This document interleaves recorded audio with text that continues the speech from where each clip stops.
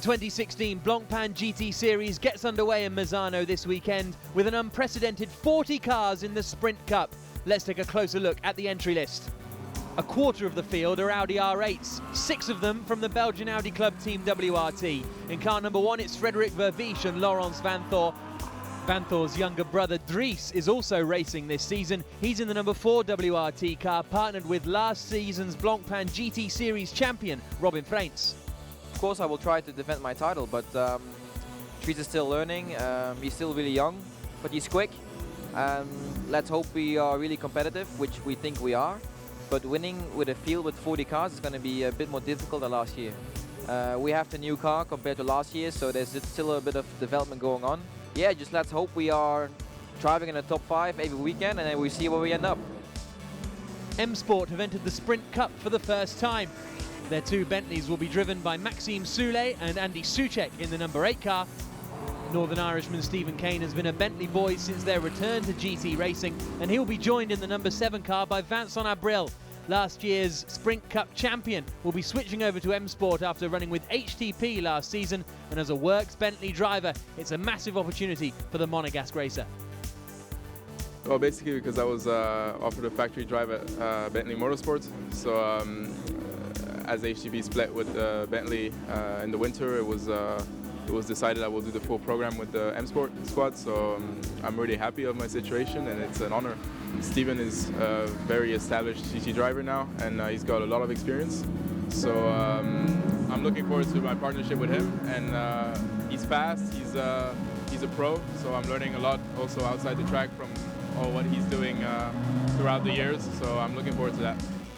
There's a lot of Lamborghini Huracans in the field as well. Grasser Racing are bringing 3. In the 16 car, it's Jeroen Bleekemolen and Stefan Racina, a very quick pairing. Racina returning from retirement to enter, but he knows it's going to be a tough year.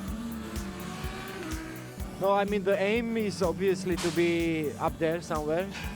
I think it's the goal for everyone. On the other hand, having these 40 cars and so many pilots is going to be, I think, tough. So I think you have plenty of cars actually that have a possibility to actually win the race. But I think we are one of them, and hopefully if we have luck we can be a good competitor. Rinaldi's new Ferrari 488 isn't ready yet, so they're going to be sticking with the 458 that saw them win both races here last season. It was only accidents in early races that meant that Norbert Siedler and Marco Seefried were out of the title hunt. We just try to stay out of trouble, and I mean, speed-wise we always have been there. I think we built some more speed up during the season. At the beginning of the season, the crew was not as strong in the wheel change or in the pit stop that we have been at the end of the season. They improved a lot. I think we start this season from a higher level, so that makes us actually confident that we are good there. Now we have more than double as much participants than last year, and if you go through the list, the entry list, and you see the lineups, it's going to be really tough. I think one of the key factors will be the qualifying, to have a clear lap, because if you maybe 2 or 3 tenths quicker than somebody in front of you, to make the move on track will be really, really hard. That's why you have to really focus on the qualifying, in my point of view. Another new GT3 car for 2016 is the BMW M6, replacing the old Z4. Rowe Racing have brought 2, one for the Dutch pairing of Nick Katzberg and Stef Dusseldorp. They'll be in the 98 car, while the 99 will be driven by defending Porsche Super Cup champion Philipp Eng, partnering with BMW factory driver Alexander Sims. Despite having one of the best pairings on the grid, it's still not going to be an easy season.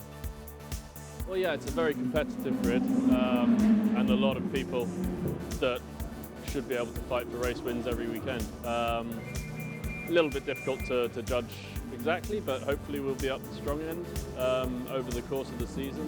It's the first racing year with the M6 BMW.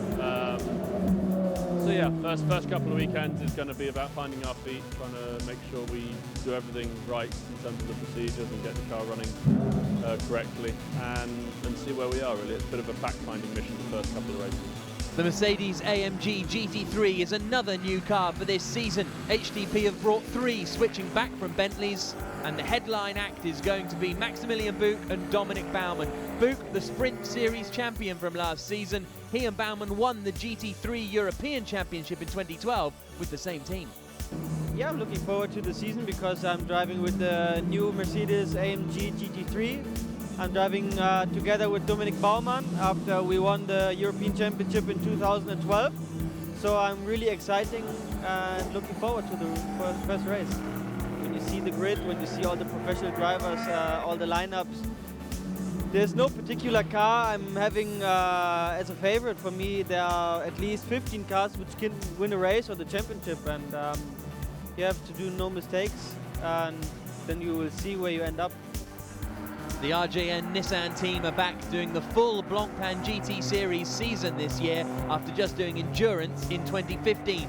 In the 22 car, Sean Walkinshaw is returning, and he's alongside Ricardo Sanchez, the International GT Academy winner. While in car number 23, it's Alex Buncombe, another defending champion. He's partnered with Mitsunori Takaboshi, and Buncombe is excited to try and defend his Blancpain Endurance Series title from last season. But the Nissan doesn't tend to work well on the smaller circuits, so he'll have his work cut out. I'm super excited, you know, it's obviously great to be back in the full Blancpain series, and obviously here at Misano it's a new challenge for all of us, you know, as well as the team and the drivers. You know, it's a super challenge for us all, and as ever it's mega competitive, so we've certainly got our work cut out this year. A new McLaren team for this season are Garage 59. In the 59 car, Craig Dolby partnering Martin Plowman, whilst in the 58 lead car, Rob Bell and Alvaro Parent, two factory McLaren drivers, are going to be duking it out at the front. Sprint Series is super competitive this year. It's looking amazing. If you look how many cars there are, that's something crazy, and something that we're not used to in the Sprint Series. But yeah, it should be interesting, you know, with the short qualifying sessions, short practice sessions and everything. But yeah, back here with McLaren, you know, 650, it's been a good 4 years that I've been with McLaren, and I'm happy to be here, and you know, especially with Rob as my teammate for this year. It's going to be very you know, interesting, challenging, and I'm really looking forward to it, to see what we can do.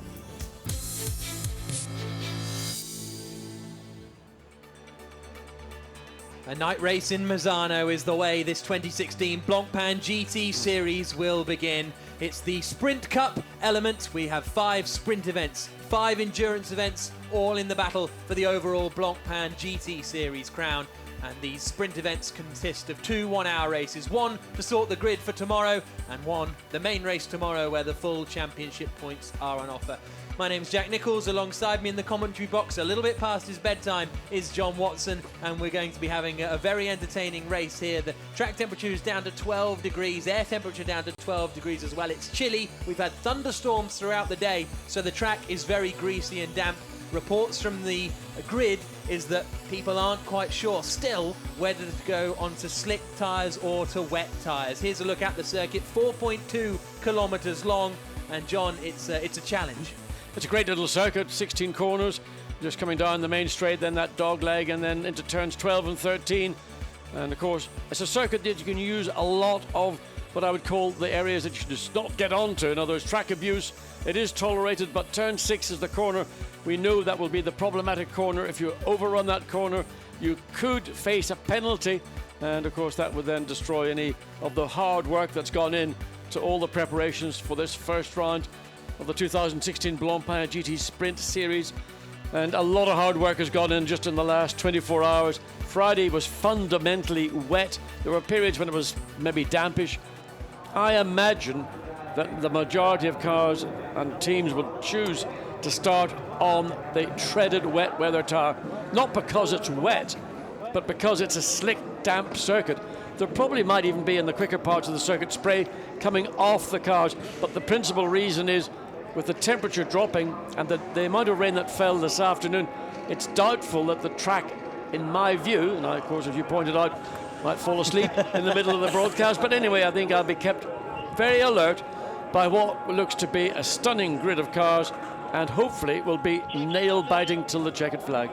So we believe that all the cars went to the grid on wet weather tyres, but Vanthoor has decided to put slicks on, we believe. You can't, the problem with these closed wheel machines is that you can't quite see the tyres underneath. But on pole position it is Laurens Vanthoor for the number 1 WRT Audi team. Alongside him on the front row is Alvaro Parente in the number 58 McLaren 650S. In third on the grid is the 333 Ferrari of Norbert Siedler. That's Stefan Rattel, the boss of the Stefan Rattel organisation, SRO, that run this championship. And with all these cars being full entrants into the overall Blancpain GT Series season, with, as we see, Robin Freins there fourth on the grid, I think Stefan's going to be very happy with how the Sprint Cup has progressed. I mean, it's just an awesome grid, and just the commitment that manufacturers have made to this year's GT Series Sprint Cup is a testament, I think, to the strength of the series, the strength of GT3 racing globally, but in particular in the Blancpain Championships, which I think produce some of the finest racing of any across the world. And there we're looking at the latest Ferrari incarnation, the 488. It's one, I think it's the only of the 488s that are here. The Rinaldi team, who run the traditional 333 Ferrari for Siegfried and Siedler, had entered as the Ferrari 488, but they felt the car wasn't quite ready, so they're back to the 458, which they did pretty well with here last year. Yes, they took pole and won both of the races. We've got 5 minutes, less than 5 minutes now to the start of the formation lap. There, seventh on the grid, is the Maximilian Buch in a new car, the Mercedes AMG GT3. We've got a new Ferrari, a new Mercedes, a new BMW as well, and the man starting that is Maximilian Buch, the defending Blancpain Sprint champion. He and Vincent Abril won the championship together. They've now split up. Vincent Abril is stuck with Bentley but moved to the M Sport team, whereas the HDP squad that Buch drives for have switched back to the Mercedes, and alongside him Felix Rosenqvist making his Blancpain debut. He managed to stick it there in 8th on the grid, the defending FIA F3 champion. Then we've got Andy Soucek there starting in 8th on the grid in the first of the Bentleys. Yeah, the thing is, there's been a number of anomalies in qualifying. Today was the only day when we've had fully dry running, and some teams are just, they don't know where their times have gone. Now, one difference is that this year both sprint and endurance will share a common tyre, which is essentially the endurance tyre from 2015, and it's a more durable tyre, probably slightly different compound, possibly in construction as well. And that, in conjunction with a wet track Friday, a greenish track when they went out to qualify this afternoon, has in some cases thrown up problems for which the teams have not got solutions, and they're not going to probably find them in these conditions tonight either. Some parts of this circuit are pretty dark, some parts are pretty well lit, but one of the positives is, because all these cars are competing the full season and want to run at Spa, you can see they've got the fluorescent car numbers on the side of the doors, which is going to be very useful. So there's the front row. It's Vanthoor and Parente. Left to right is the starting order. So then we've got Siedler and Freins on the next row. Great work from Kessel Racing. Giacomo Pacini will start that Ferrari on the left-hand side, and alongside him will be Markus Winkelhock. Then we have the two Mercedes, Maximilian Buch on the left, Felix Rosenqvist on the right, Andy Soucek on the left in that Bentley. Alongside him is Christopher Mies in the 33 WRT car. Then it's the non-Audi, the 74 of Franck Pereira, who almost took pole position, but his lap time was cancelled. Another row of Audis. On the right-hand side, it's Marcus Pommer making his GT racing debut. We see René Rast and Will Stevens' car there on the right-hand side. That is going to be started by René Rast, and because of the size of the grid, we are really having to rattle through this one. A gap there on the grid alongside 87, which we'll try and figure out why. Oh, that will be because Jasmine Jafar in the 85 HTP, they can't make the start because they broke down in qualifying, unfortunately. And as we rattle through to the back of the grid, we've still got some massive names. Craig Dolby there, starting that McLaren on the left-hand side. All the Grasser Lamborghinis struggled too. Davide Valsecchi will be in that Attempto Racing Lamborghini, the former GP2 champion, starting 36th on the grid. I think that illustrates the strength and depth. I mean, it's an enormous grid. They fortunately managed to get the entire grid onto the start-finish straight. I wasn't sure they were going to manage that, but it will be a rolling start behind the safety. Well, the safety car is going to take them. Is it going to be a rolling start? I think it will be. Yeah. Behind the safety car, or will the safety car peel off? That was the issue that I think the drivers and teams were unclear about a few minutes ago, but we'll soon find out whether that is going to be the case. Well, we've had no notification that it will start behind the safety car. It looks like it's going to be a normal rolling start. So, Alex Buncombe has just tweeted, wets or slicks is the $1 million question for round one. And it's the countdown to the green flag. Yeah, it's the McLaren, is it? The second McLaren. of Craig Dolby is not going anywhere. That 650S not getting away, and that is a real shame for Garage 59. Their 59 car is not working at all and is not rolling. The marshals have run out to try and push that car off the track. Fortunately, it's not stuck in gear. They'll try and get it back through a gap in the pit lane, but well, now they're going to try and do. I don't know how they're going to bump start it, but that's what they appear to be trying to do. Hopefully, they will push into the gap in the pit wall and get the car into the pit lane as quickly as possible. Even the Segway is beating him, look. Yes, indeed. So let's have a look at the grid ahead of the opening race of the season. It's the qualifying race that will set the grid for tomorrow's main race. Vanthor and Parent on the first row of the grid. Row 2, we are going to see Norbert Siedler and Robin Freins. Robin Freins, the defending Blancpain GT Series champion. Piccini will start 5th with Winkelhock in 6th place in the Audi.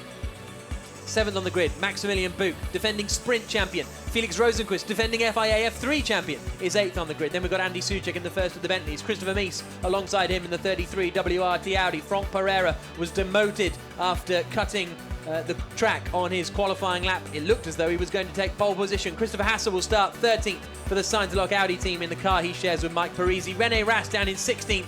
Watch for him carving through the order in these early stages. Bernd Schneider competing in his first full championship season since retiring from the DTM in 2008. He starts 17th on the grid. Jasmine Jafar there in 20th. Won't take the start. That car broke down in qualifying and can't be fixed in time.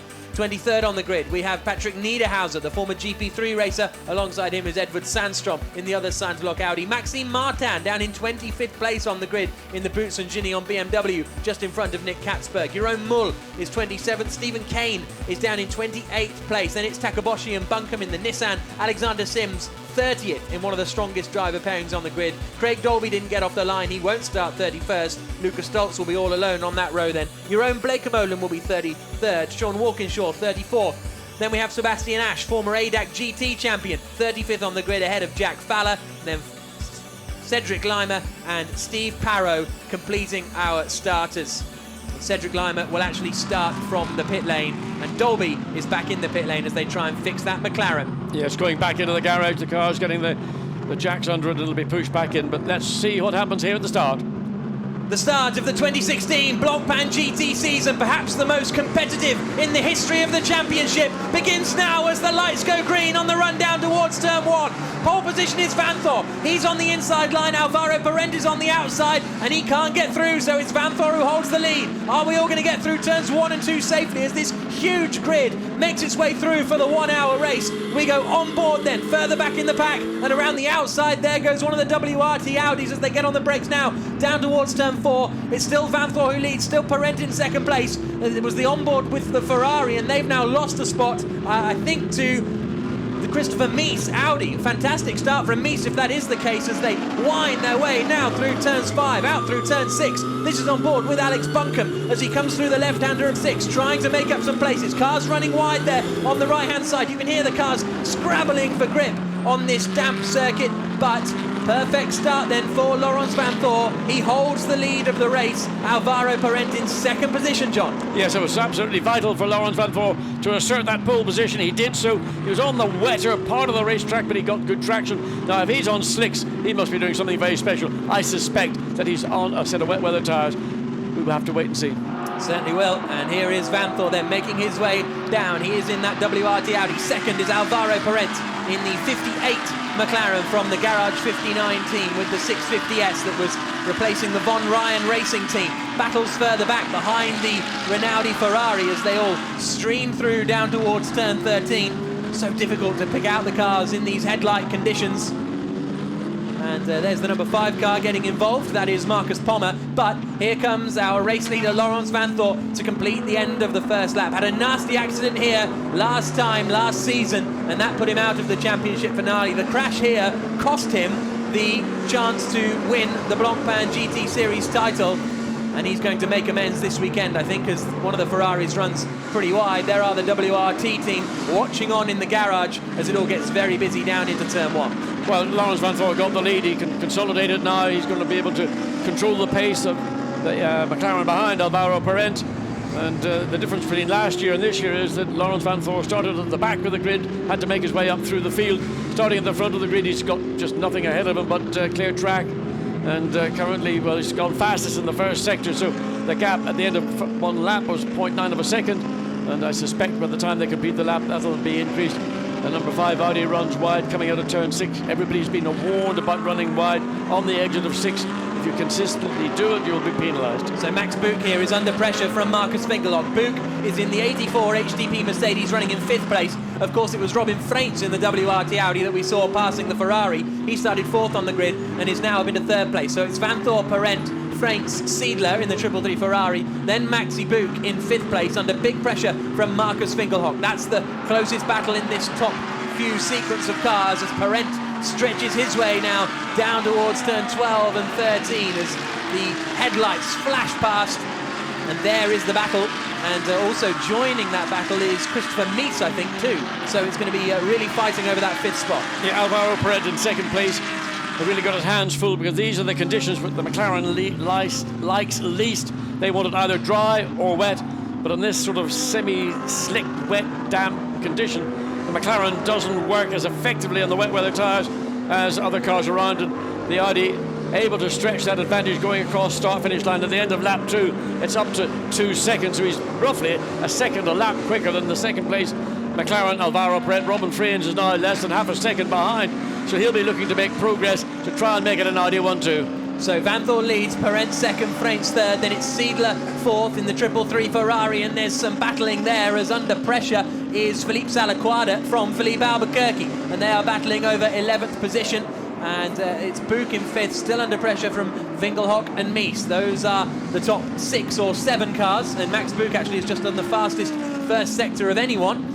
Meanwhile, this is the pressure from Robin Freins. This is the battle for 2nd position. There's the look up the inside, and Alvaro Parent isn't quick enough to cover, but Freins has gone in too deep, and the McLaren gets the cutback and retakes 2nd place, and now Freins is going to be under pressure from the Ferrari behind. Indeed is. Now it's the good thinking from Alvaro Parent. He saw the pace of the Audi out of turn 6, and he allowed him the space to take the position away, but in doing so, he overran the corner, and then the undercut came back from the Portuguese driver to take back his position, 2nd position, which he lost momentarily. And as you point out, Maximilian Buch, who's gone fastest in sector 1 of everybody, has closed the gap. It's a 2-second gap between 1st and 2nd. That was going across the line. Wait to see whether that's been closed down when they come to the conclusion of lap 3. 55 minutes to go. We get a pit stop window with 25 minutes gone. So between 25 and 35 minutes, you come in, change all 4 tyres and driver, and then you're back on your way again as this battle continues. And look up the inside, what a great move that was from Robin Freins into the penultimate corner, but they're going to go 3 wide now down towards the final corner. Freins is through to 2nd place. Was there contact there between the McLaren and the Ferrari? Absolutely wheel-to-wheel stuff. Laurens Van Thor's disappearing off into the distance, but about 5.5 seconds further back, the fight is on for 2nd. Parent is dropping all the way down the order now. He's behind the 333 Ferrari, so it's Freins 2nd, Seidler 3rd, 4th Alvaro Parent, and 5th Maxi Buch. That's the car I'm going to say wants the Mercedes. He's watching this battle, a 3-way battle. He wants to make it a 4-way battle, and Maximilian Buch in the Mercedes trying to position. He's got himself up inside the McLaren into turn 4. So Alvaro Parent, you know, I don't want to say I told you, but the car struggles in these conditions compared to those around. And once he lost that 2nd place to Robin Freins, then the Seat-Feet Ferrari was all over the back of the McLaren. Then it was Maximilian Buch and the Mercedes, and in the space of 1 lap, he's gone from 2nd down to 5th. Fantastic stuff. It's all about momentum in these close battles, and this has allowed Marcus Fingelhock in that blue number 6 Phoenix Audi to come back and join the fight as well a little bit. So it's Van Thor leading, Freins in 2nd, Seidler 3rd, Buch 4th, Parent 5th, Fingelhock 6th, then Mies, Pereira, Haas, Rosenquist down in 10th place. That's your top 10 at the moment. Leading the Silver Cup is Marcus Pommer. Leading Pro-Am is Maxime Martin. But keep an eye on that 333 Ferrari. We know how quick that car was here last year. It was by far the quickest car down this part of the track. That's coming out of turn 10 through the dogleg in 11 down to turn 12. So if the Seat-Feet can use that same tactic and get good traction off 10, he is going to be in a very powerful position, because he's now got the Audi directly behind him. Robin Freins running in that 2nd place. More bad Ferrari news. 3rd, and then the Mercedes in 4th. So the Ferrari is the car right now that is going to be positioned, I think, very well. Look how wide McLaren ran coming out of turn 16. I mean, literally the car appears to have little or no grip at the rear. Yeah, very challenging stuff then as those 3 start to spread out. More bad news for Bentley. Stephen Kane's had a spin and is down to 32nd position in that M Sport machine. So that's a real struggle for him at the moment, as we see Marcus Wingelock trying to get back. But look at this move from Robin Freins. Penultimate corner of the track, not an overtaking opportunity really, he just goes for it. Well, he just got better traction off the corner. That's a little bit of what I was saying with the lack, and then you got the Ferrari all over the back of the McLaren. Almost was there contact. It looked very, very close indeed. But of course, Alvaro Parente lost track position, ran very wide on the exit, gave the Ferrari the opportunity to get up alongside and try and get down into turn one with the nose just ahead. Wait to see. Well, they were just cut away from that replay. So 51 minutes of the race to go. It's been pretty hectic at the front. Certainly has. You can see the order there at the bottom. This is the 333 car running in third place that we are watching now, trying to close in on Robin Freins. But as we said, Maximilian Buch in that black with the orange flash HTP Mercedes is the car behind that is putting the pressure on. We are on board here with the Ferrari. Yeah, look at the muck on the windscreen of the Ferrari. It's not helped by the flare off the spotlights around the racetrack. That's an issue a driver will have to live with. You don't see it so much from the driver's seat. The camera's picking it up, but nevertheless, visibility is going to be a problem potentially for the Ferrari, but more or less for everyone now. As you go into the headline, into the lights around the track, almost it's a white out. Laurens Vanthoor, meanwhile, has a massive lead at the front of this race. He has absolutely disappeared on up the road as these guys have been battling over second and third and fourth. The three of them line astern. Renaud Dufour, the team manager of HTP, there nearest to us watching on. But Vanthoor now has a 6.2 second lead up at the front of this race. Robin Freins is in second, WRT 1-2. Those two teammates, of course, last season. Norbert Siedler is third, Max Buch is fourth. Christopher Mies is up into fifth place then. So Mies has got past Marcus Wingelock in all of that, and Alvaro Parente is all the way down to seventh. He's behind Mies and Wingelock. Yeah, Alvaro Parente just just after the first couple of laps, when the pack that was chasing him down, they sort of really mugged him coming into turn 14, 15, and once that happened, then he was sort of wrong-footed for the next few corners. The Ferrari and the Audi were able to get past very quickly, followed by Maximilian Buch in the Mercedes. And Craig Dolby hasn't made the start of this race then, so that is not good news at all, unfortunately, for Craig Dolby. That means he'll have to start at the back of the race tomorrow. Right, let's try and pick out what's going on here. There's McLaren inbox. This is Alvaro Parente getting shuffled down even more, I think, in this battle. It looks as though we've got one of the ISR Audis up at the front here. We'll try and pick it all out in a couple of moments. Is there any chance Alvaro Parente, maybe he's made the wrong tyre choice here? Well, I would be surprised if he went on the slick tyre when everybody else, I would assume, has gone on to the wet weather tyre. And starting at the front of the field is a big, big gamble because, in my experience, when ambient temperature drops and you've got a cold racetrack, the two things are not going to equate. And the car off the track, one of the Lamborghinis. It's one of the Intento Lambos. Yeah, it's coming to turn 13. Can't quite see the... turn 14, so he's gone off. Whether he's gone off coming into 13, 14, certainly dragging gravel back onto the track as the cars now come on to start, finish straight, or into turn 16. So the Lamborghini crawling along and... Oh no, it's the Laurent Geny Cedric Lima ex-Bionic Racing Team entry. So it's Cedric Lima at the wheel. So he'd had an off. He had to start from the pit lane. Meanwhile, this fantastic scrap. There's going to be contact in there. Surely they all got very, very close to one another. This is the 74 car of Franck Pereira leading this queue. Behind him is the 26 of Christopher Hasser. Behind him is Philippe Albuquerque in that number 3 WRT Audi. This is all over. Ultimately, 7th position as they fan out and try and look for some space. On the outside is the 88 car. That's the Mercedes of Felix Rosenqvist being pushed out wide unceremoniously as they continue to be side by side out through turn 6 now. Albuquerque tried to get up alongside but was on the wrong part of the racetrack for turn 6. That goes to the left, so he's had to back out of it. He's having another sniff coming down the back straight. He's trying to follow through. Yeah, he's gone up on the inside. So the 74 Audi being squeezed a little bit now, running slightly further wide. Albuquerque has got that position. Good pass on the exit of turn 8.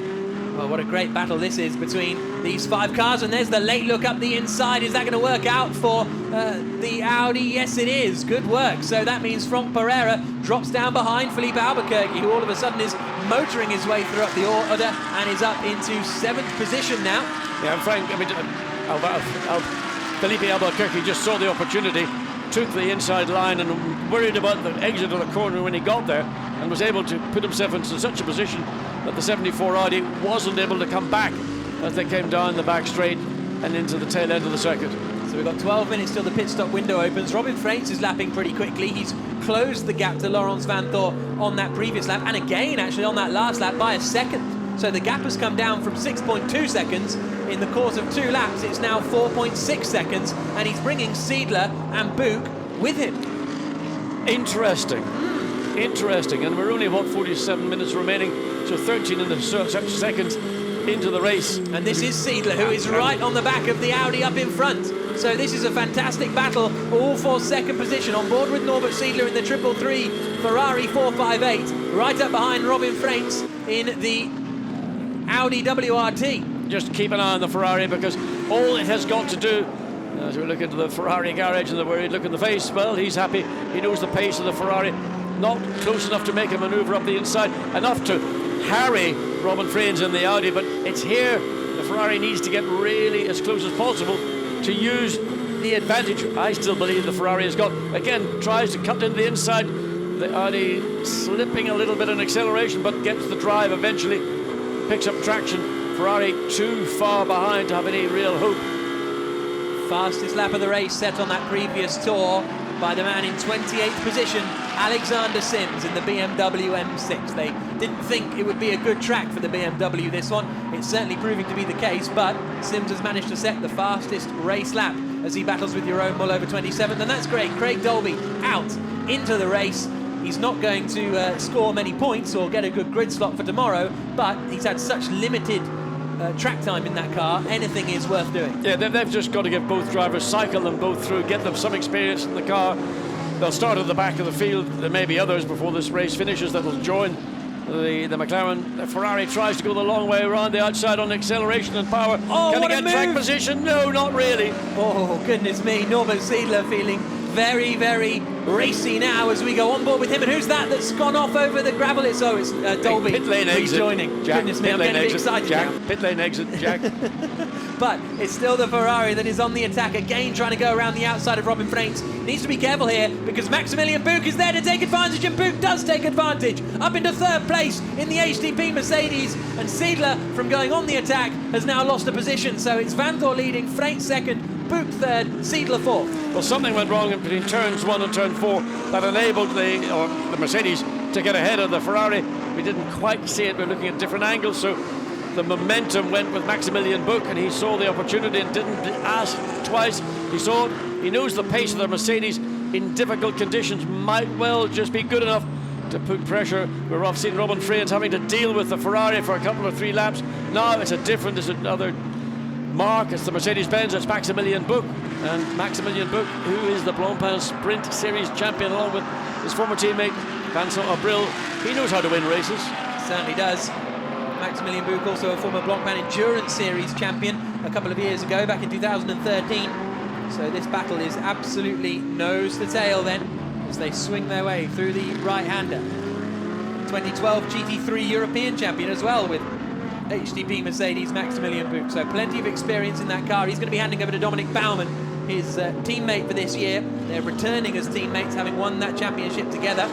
And another fastest lap of the race set by Alexander Sims in 27th place. Also a fastest first sector from René Rast. But here again comes the attack down towards turn 1. Freins still covering the inside line. Right behind him is Buch. And this Norbert Seidler trying to go around the outside at turn 2. That'll give him the inside line for 3. But Buch's going to close the door. And the 3 of them stay in the same order, all battling over 2nd place. Yeah, I mean, the Ferrari was aggressive, but so was the shutting of the door by Maximilian Buch, who's right again on the gearbox of the Audi, coming through turns 5 and 6, so into turn 6. So good racing. Dominic Baumann looks really, well, almost nervous about what's going on with his young German teammate. So these 3 are really the highlight of the race. The gap has opened up again between 1st and 2nd, possibly because these 3 cars are holding each other back. Yeah. It's back up to 6.5 seconds. So Laurens Vanthoor either upped his pace. His last lap was a 146.9. And Robin Freins' last lap was a 148, so Freins was the reason why the gap's gone back up to that 6.5 seconds. Yes, because Buch did a 47.1, so I think the pace is the same for Vanthoor, but these 3 squabbling is really harming their times, and Robin Freins is having to go defensive every which way as Seidler again is going to look to attack. Buch again is trying to look to attack. got Felix Rosenquist in the Mercedes 7th place.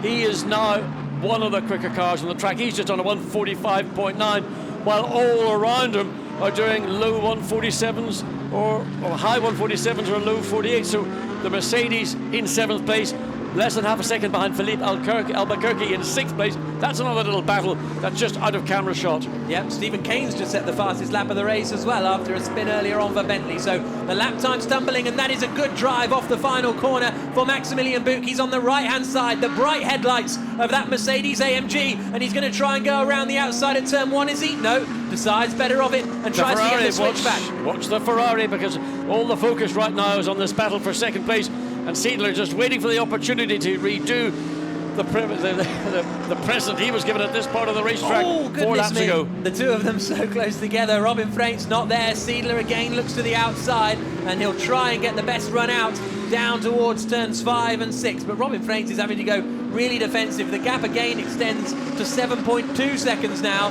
to the advantage of Laurens van Thor, as he continues to lead the race. This is the 2nd, 3rd and 4th place battle. It's Freint, it's Buch, and it's Seidler. And that is deep from Robin Freint. Is it too deep? No. He's managed to get back on the track just about. They're still going to be side by side, but Freint should have the inside line. Buch's going to have to be super brave to go all the way around the outside there, and he's not able to.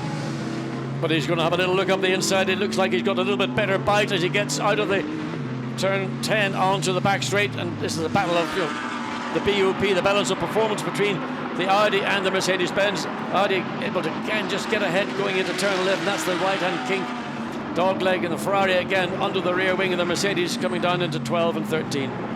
So it's Freint's 2nd for WRT, 3rd is Buch for HTP, 4th is the Rinaldi Ferrari of Norbert Seidler, who's just keeping a watching eye on all of this as they swing through the left-hander. Can Buch get to the inside, coming to the final corner? Yes! Maximilian Buch up the inside into turn 16, and he's through. Up into 2nd place then. So Buch up into 2nd. 3rd now for Freint, and now the Ferrari's going to attack. Watch out for Norbert Seidler. We're going to go 3 wide almost down in towards turn 1. Can Seidler do it round the outside? Yes, he can. Gets it stopped. What a fantastic move from Norbert Seidler. So it's Buch into 2nd, Seidler into 3rd. Robin Freint drops down to 4th. Well, Robin Freint got under. Oh, and he's coming up the inside of the Ferrari. Can he get it? He got it alongside into turn 4. So the Ferrari took the position away, looked very comfortable, and then all of a sudden the Audi's down the inside. That was an open door, and Robin Freint didn't need to be asked to go through it. Absolutely not. So we've only got 4 minutes until the pit stop window opens. There's Renault Dufour again, watching on. He's seen his car now up into 2nd place. Meanwhile, Maxime Soulet has just set the fastest lap of the race. There's a late lunge from the Ferrari down into turn 8. Forces Robin Freint wide, although that is the line he's been taking for these last few laps. This is all good news for Maximilian Buch, who can just pull away a little bit. Behind him, Rosenquist is up to 5th now. And Felix Rosenquist is a star. I mean, he's done a brilliant job. Had quick lap after quick lap. His last lap at 145.8. 1.1 seconds quicker than the race leader's last lap. But it's the number 8, it's the Soulet, the number 8... what am I looking at? It's a Bentley. It's on a 143.5. Where's that come from? Yeah. It's strange, isn't it? On a drying track, it's coming to different cars at different points in time. And as I say, we've only got 4 minutes or so remaining before the pit stop window opens, and all the cars have to come in, change on to another set of tyres, swap over the driver. But this year, it's such a strong driver field that so many of these drivers are going to be handing over to a guy that's equally as quick. Well, we've got quality top to bottom in this, certainly in the this GT Sprint Cup Championship this year. Ferrari looks again to try and get back at Robin Freint. It had taken the position away comfortably at this part of the racetrack, and almost he just sort of dropped off in terms of concentration, opened the door going into turn 4, back almost touching the Audi as they come out of turn 3, the run down to 4, and this is where the Audi got through very easily. Goes very defensive now to make the Ferrari go the long way around the high side, tries to drop down, cut back, but out of turn 5 there's no real space to do it. Quickly you're into turn 6. Here you need to be careful not to overrun, and the Ferrari and the Audi running right out to the very edge of the racetrack. The Ferrari now thinking about a look up the inside into turn 8, but not close enough to get it done. But we know the Audi takes the high line to then try and drop down, and that kind of sort of slows down the momentum of the Ferrari on the exit. Maximilian Buch took half a second out of Laurens van Thor's lead in the first sector alone. That last lap, it was 0.8 of a second that he took out overall. So he is really pushing now, 7.4 seconds between them. So these two are battling in third and fourth place. And then behind, we've got Felix Rosenqvist coming to join the fight as well. Keep an eye out for the Acker Mercedes. Through he goes there, and he is really starting to close in on that pair. He took half a tenth out in the middle sector, a second out in the first sector, and the Ferrari knows it and has to attack. But again, Seidler is not quite close enough to get the job done on Robin Freins. Side by side, still for third place, but he's done it. Through goes Norbert Seidler. Freins drops down to fourth, and the next man in his mirrors, very, very promptly, is going to be Felix Rosenqvist. So the Ferrari's got an opportunity coming out of the final corner to use the straight line performance. We know the car has got. Robin Freins has fought, defended, battled to get ahead. Now he's dropped back into fourth place. So that's a bitter pill for the young Belgian champion, as it is, the overall Blancpain GT Series champion from 2015.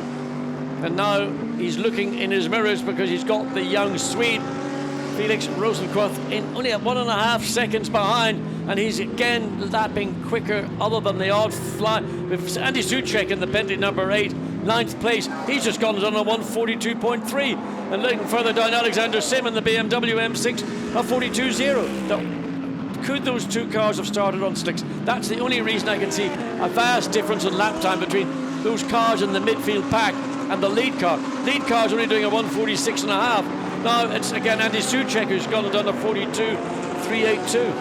Yeah, fascinating stuff, isn't it? Meanwhile, Alvaro Parent, after being there or thereabouts at the start, is down in 16th place, lapping 6 seconds slower than Alexander Sims in front of him. Just had a spin at the final corner, I think, for the 22 Nissan in the hands of Sean Walkinshaw. He's managed to get recovering again, but HTP looked like they were ready in the pits. It's going to open in 30 seconds time. I don't think it's quite.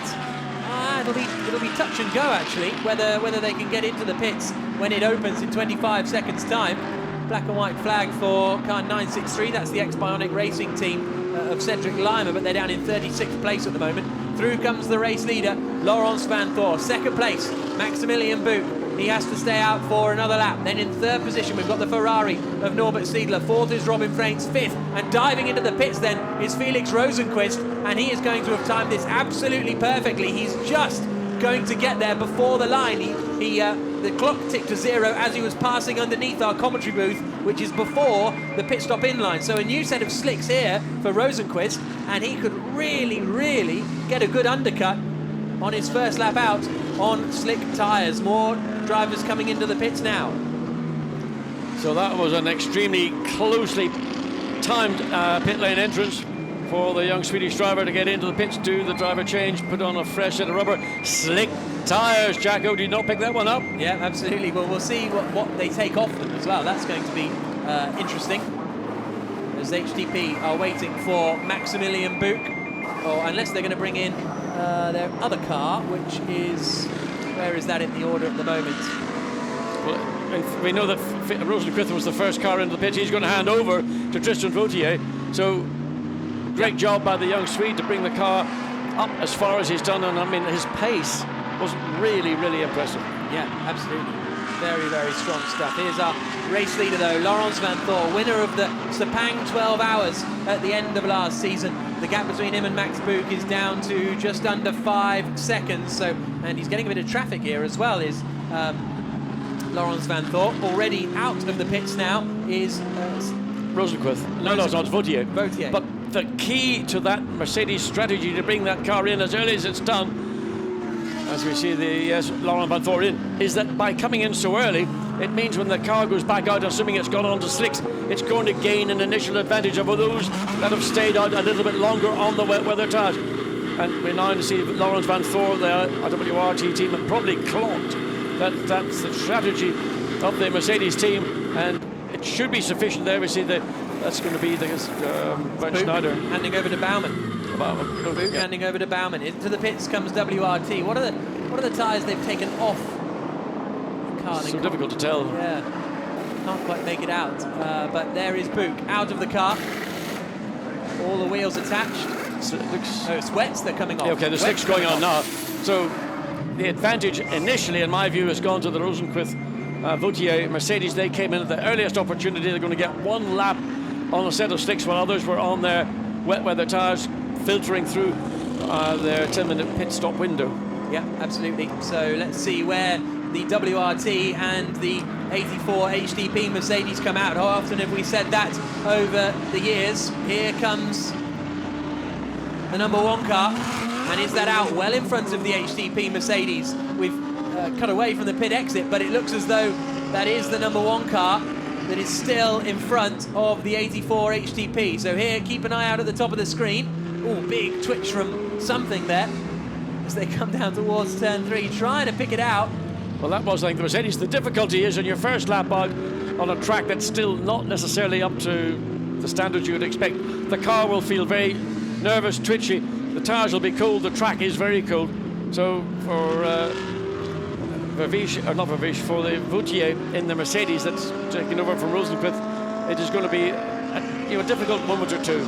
Yeah, interesting to see what happens here. So there is the 88 car of Vautier as he comes down towards the hairpin at turn 8 now. On the brakes, he's a long way down by the looks of things compared to the other two. We'll have to wait and see how it transpires. But he's getting involved in a squabble and he's lost out. Runs wide. He just hasn't been able to light up the slick tyres. He just hasn't got the energy into the tyre. The tyre is just not responding to the car, and consequently he can't commit. So 31 minutes to go, still 6 minutes of the pit window remaining. Here is the 84 HDP Bentley, I think that was, coming through the right-hander. Andy Soucek still has stayed out on track, and he must be on slicks. He must have started on slicks. He's gone again. Fastest overall race lap, I think. I maybe need to check that, but certainly fastest in sector 1.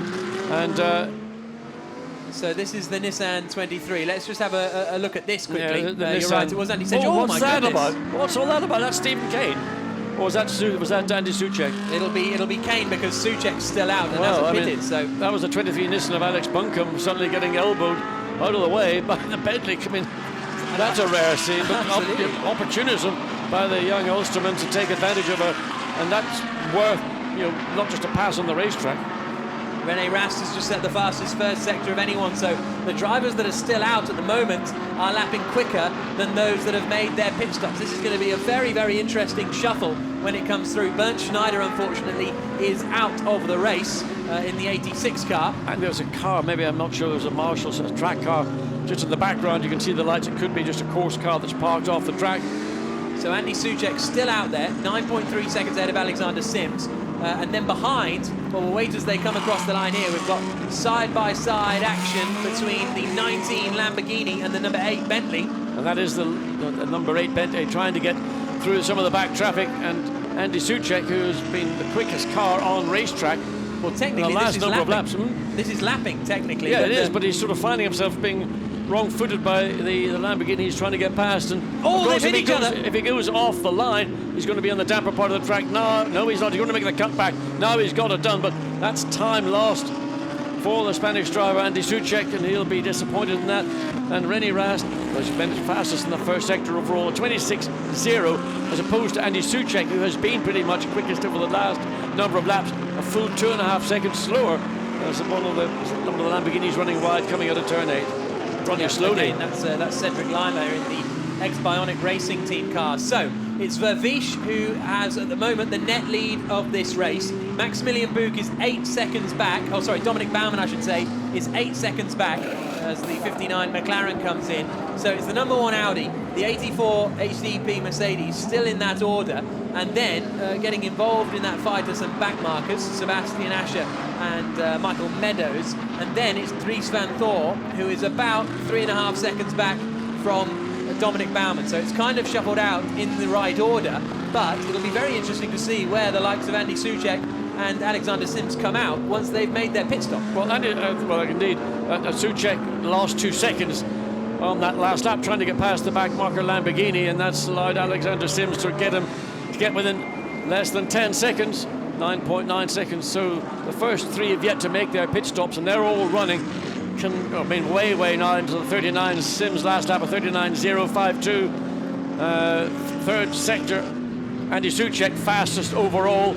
But it's a matter of really Alexander Sims and Andy Soucek, they're sort of carving up this field between them as they've benefited from starting on a slick tyre and then having it come to them before the pit stop window opens. Andy Soucek's going to have to come in at the end of this lap.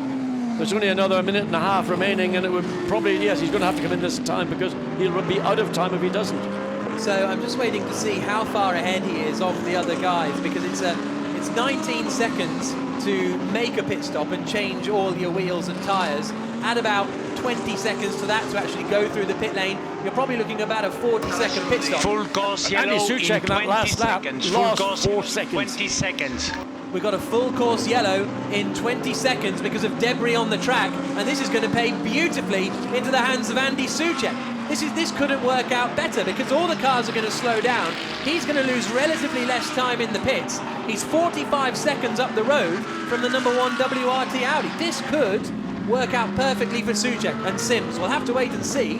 We're going to have the full course yellow because of debris on the track between 12 and 13, and you can see now the cars slowing down.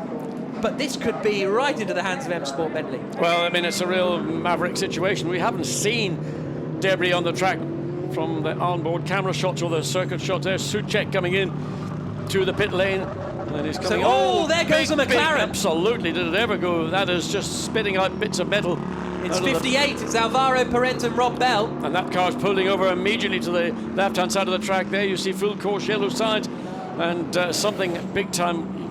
Looks like it might have been in and around the turbos, but I mean, there was looking more than just flames coming out of that twin-turbo V8 McLaren engine. M Sport Bentley in, Andy Soucek to hand over to Maxime Soulé, but normally in the pit lane, you're going slower than everyone else. Under a full course yellow, everyone else is going the same speed as them in the pit lane. We'll wait and see where they come out. It's Sims in as well. Slicks come off the Bentley. What an inspired and courageous decision by the Bentley team. They may well have split, but I think they both actually went on to slick tyres before they got onto the grid. A big risk in doing so because they weren't sure the track would come to them, but they've worked hard on them. They've got that temperature. Once they got the temperature, then they could find the lap times, and Andy Soucek in particular has just been carving time up from the rest of the field. So let's keep an eye out for where the number 1 car is. Is this it here? Yes, it is. So this is the number 1 car coming around, I think that's sort of turn 12, 13, 14 kind of area. So they're making their way down onto the racetrack at 50 kilometers per hour. And do you know what? The 99 row BMW might even be in front here of the number 8 Bentley. We'll get a look at it in a couple of moments, but just... Green flag in 20 seconds. Green flag in 20 seconds then. And the racing will be getting back underway, and then next time they come across the line we'll give you full clarification. But just looking out of the window, I think we've got Soucek and Eng in first and second places, and the number 1 car a long way further back. Goodness me. Well, I mean, wait for the green flag. That's the unpredictability. There is the green flag. The racing goes again. There's the number 8 M Sport Bentley. But where is that in relation to the Philip Eng BMW for Rower Racing? That's going to be the question. You can see just the Nissan and the Lamborghini struggling for traction coming out of turn 8. And now Maxime Soulé will really need to try and make progress as quickly as possible and not get trapped behind these 2 cars. Of course, he's going to be on a set of slicks that are stone cold, and he's going to have to get them up to temperature. He wouldn't have done very much of doing that in that little brief period behind the safety car, so he'll have to deal with that issue while others ahead of him are on warmer tyres. So this is the 99 row racing BMW of Philip Eng that I believe has the lead of the race. We'll wait until it comes around and across the line.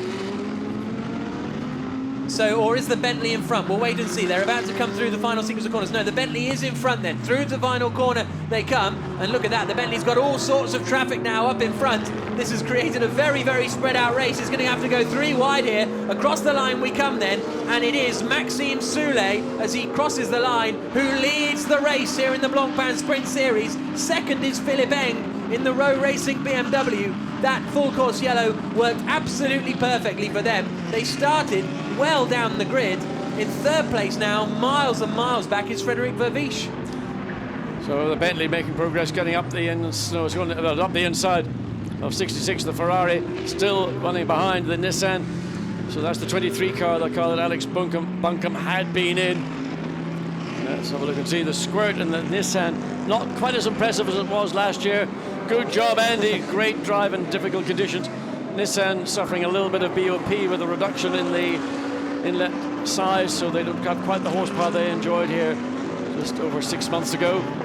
So they got some fortune, those guys, from the full course yellow, but the reason they were in the mix was because they started on slick tyres, and Sims and Souček drove superbly to stay out there on the slicks. Yeah, I mean, the two things happened. As the wets began to deteriorate, losing, as the track was drying out in effect, then the slick was coming into it soon, and that's why we were seeing a difference between the lead Audi of Laurens van Thor and the BMW of Alexander Sims and the Bentley of Andy Souček. They were lapping 4 or 5 seconds a lap quicker and just carving through the field. The difficulty they would have had is they didn't want to go on to the damper parts of the racetrack to overtake some of the cars that were not running at their pace, but once they got clear ground, they were able to make massive progress. So Andy Souček in the lead from Philipp Eng, 2.5 seconds. Then Frederik Vervisch, long way back, further 27 seconds back. So a comfortable lead in the race for Laurens van Thor has turned into a distant 3rd place for his teammate. So Vervisch in 3rd then it's Dominic Baumann in 4th position. He's 6 seconds back from that #1 WRT Audi. 5th place is Dries van Thor, Laurens's younger brother. He's 3.2 seconds back. Marco Seefried is in 6th. And then it's Baptista in 7th from the #3 WRT squad. And Will Stevens, making his GT racing debut, is in 8th place at the moment. Vautier 9th, Frank Stippler completing the top 10. And there's Alexander Sims. He must be thinking, not quite sure how this has happened. Oh, he knows very well how it happened. It was a brave move. They took a chance. They put a set of slicks onto the brand new BMW M6, a car that really is still work in progress.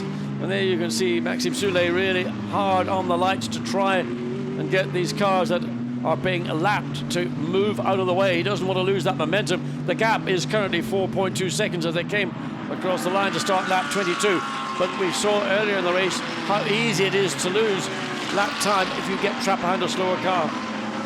20 minutes to go here in the first race of the 2016 Blancpain GT Series season. This race in the Sprint Cup, we thought it was going to be competitive, and goodness me, has it been competitive. And who would have thought these two cars would be leading the race? The #8 Bentley, which admittedly didn't start that far down the order in 9th position, is leading this race, whereas the 99 car of Philipp Eng, that started in 30th place on the grid, is running in 2nd place, but still the times are all over the place throughout the order. Yeah, the gap now between 1st and 2nd up to 1 or 3.1 seconds. So Maxime Soulet has managed to get sufficiently clear and got that momentum. He's got clear, hopefully, over the back markers he was having to battle with, and now that'll be the problem for Philipp Eng in the BMW. So there is our leader, Maxime Soulet, just ahead of the Lamborghini, but the Lamborghini's sort of trying to slide up the inside of the Bentley, but coming through turn 6, not very much he can do about it. There is the 2nd place BMW, fastest sector time in sector 1. So this is the see, the problem is here, the Lamborghini doesn't realise that this is a lapped car, because I don't know if it's because it's dark or because we've got such a mixed up race, but poor Maxime Soulet is saying, oh, they almost touch there as they come into the right-hander. Maxime Soulet is going, hang on, I'm the race leader, you're in 21st position, Daniel Zampieri, you've got to get out the way, son. Yeah, Zampieri is a real little racer, and you can see the frustration from Maxime Soulet, because he knows by having a battle with a car he shouldn't have anything to do with. In fact, this car should be moving out of the way to let the race leader go through. It's allowing the 2nd place BMW to carve into that advantage. It was 3.1 seconds when they went across the start-finish line. It's probably a little bit more than maybe 2 seconds as they come down to the end of lap 23. Well, actually, Sims has already taken out 1.8 seconds on this lap alone. So there's the Bentley. Keep watching. There behind it is the BMW. We're going to have nose to tail. Sorry, Philipp Eng, I should say, in 2nd place. There's the Bentley, there's the BMW, nose to tail. Yes, and you've got the Lamborghini Daniele Zampieri, who's just been overtaken by the race leader, who's then overtaken the race leader because he says, I can lap quicker than the Bentley, and I'm going to do that. He shouldn't be involved in this battle, but if he's quicker, he's feeling, I'm not doing anything wrong. If I can pull away from the lead car, what have I done wrong? But of course, it's caused this battle, 1st and 2nd place, to close down. It was 1.2 seconds when they came across start-finish line a lap ago, and it's probably now within a second. So real pressure for Maxime Soulet, who's trying to find a way past a car that's much further down the field, and having to cope with the BMW closing corner by corner.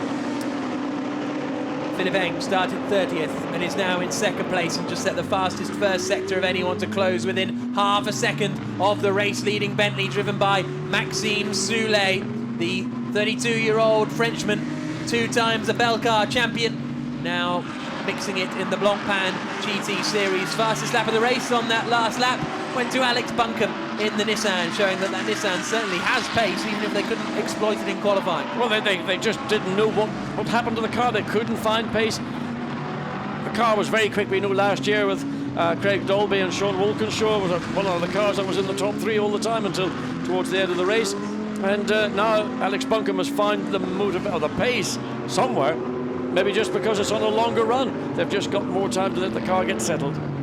16.5 minutes to go. Out onto the start, finish straight again. Something's happened down there on the brakes. That's an Audi, it's the number 2 car, and that is not a good moment at all for Stuart Leonard. That's going to be a safety car, I suspect. It looked like the car under brakes just turned sharp left. Yeah. That's coming down pitch straight. And there, unless there's something that we were... I just suddenly saw the car under brakes, massive swerve to the left. 5, 4, 3, 2, 1, now. There's the full course yellow call coming then from the race director, and now we hope that Stuart Leonard, who made his debut with the WRT team in Sepang late last year, and but as you say, as he got under brake, it looked as though I thought he was pulling into pit lane exit or something like that, but he went so severely. It was so aggressive. I mean, I have to say, it looked something had broken on the car, but it doesn't look as if anything may have done so. I know, so I'm going to be second guessing, but whatever it was, the car turned sharp left, and there was no question Stuart Leonard was caught by that, and it was just a passenger, nothing he could do until the car finally came to a stop just on the outside of the entry into turn 1. So now the cars will have to crawl around at full course yellow pace. It's not like a safety car, so the field won't bunch up. They may still decide to deploy a safety car, but let's have a look here. Oh, there's contact. The Nissan.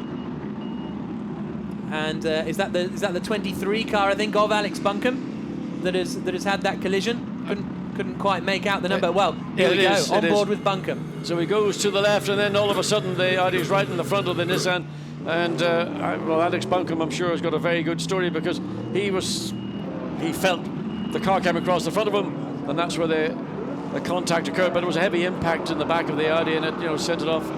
Away Andy. From the long-haired blonde, Andy Soucek. Andy and Mrs. Andy having a great afternoon, evening here at the Misano. So Stuart Leonard, Michael Meadows' car is going to be towed away. Yeah, that's Leonard out the car now, isn't it? So he is able to get out of the car, thankfully. Not a pleasant impact on the run down towards the first corner. That incident is under investigation by the stewards. And this is on board with Alex Buncombe. He's still going. He wouldn't have picked up much damage from that, really. No, I mean, it was just like a snooker ball. He just, the Audi was more in the centre of the track, then came over to the left, and then I suspect got on the brakes, and Alex Buncombe was still on the throttle. So we're with Buncombe as he is under the full course yellow, and I wonder if he'll say a little sorry as he comes past it. We'll wait and see. You can see the car being towed off. Good work by the marshals. Stuart Leonard up and out of the car, which is good to see. We're not going to get like you see those karting videos on YouTube where someone who's been punted out runs to the side of the track and shakes their fist at the person who they perceive has done them wrong. So here's a look at it again. Yeah, to watch for the Audi's in the middle of the track, comes across, and that's simply where the Nissan is. So I would have to say that's put it down to a racing incident. There was a move from right to left from the Audi, quite legitimately so, but probably at the same time it concurred with getting on the brakes. You can see he's on the brakes, and the Nissan is simply still on probably full throttle. And Alex Buncombe had just set the fastest lap of the race, so he was flying, and maybe Stuart Leonard not quite at that kind of pace. Well, Leonard was certainly on the brakes. We saw the brake lights in the Audi come on, and I would imagine Alex Buncombe was still on full throttle, so there was very little time to react and get to check the speed of the Nissan in that very short time span, let alone the relative short distance between the Audi and the Nissan. Yeah. So we've still got the recovery vehicle. It's still on the racetrack trying to decide what's the best thing to do. Where do we move the Audi? Because until that Audi is moved and the recovery vehicle is moved, but Alexander Sim, the quintessential Englishman, waiting and watching and hoping, because as every minute ticks away, that plays to the advantage of the lead Bentley, and of course the lead Bentley still got, and that's a bit of an that is I think I might have waited until the field came through before I pulled that little stunt. Well, it's got the job done. It's got the job done. It wasn't pretty, but it's been done. And so hopefully we will hear from the race director in a moment. Here we go.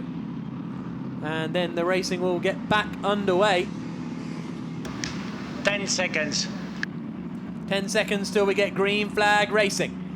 5, 4, 3, 2, 1, green flag. Away we go then with 11.5 minutes remaining in the Blancpain Sprint Series, Blancpain GT Series Sprint Cup race here in Misano. That's the car that's leading.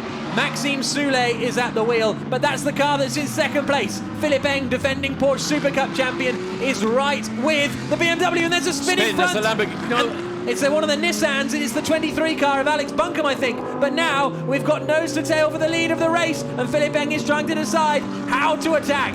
M Sport Bentley against Rowe BMW out over the start, finish straight, and still this Attempto Lamborghini that doesn't want to give up the fight, even though it's not involved in the lead battle, is going to get his 2 cents as well. Well, we've got 2 V8 turbocharged engines in the lead 2 cars, the Bentley and the BMW. So it looks like the BMW is the one that's got more immediate bite once this yellow flag's been lifted and rescinded and now back on race pace, and the BMW looks to be able to put its nose pretty much where it wants, where Maxime Soulet looks to have to be a little bit more cautious now. He's getting a treatment from the lights of the BMW. Oh, we've got cars off in the wall. Cars off in the wall there on the run down towards turn 7. I think they're new cars. We'll have to keep a look back. I didn't see that incident, those cars there earlier on. Yes. Number 3 Audi.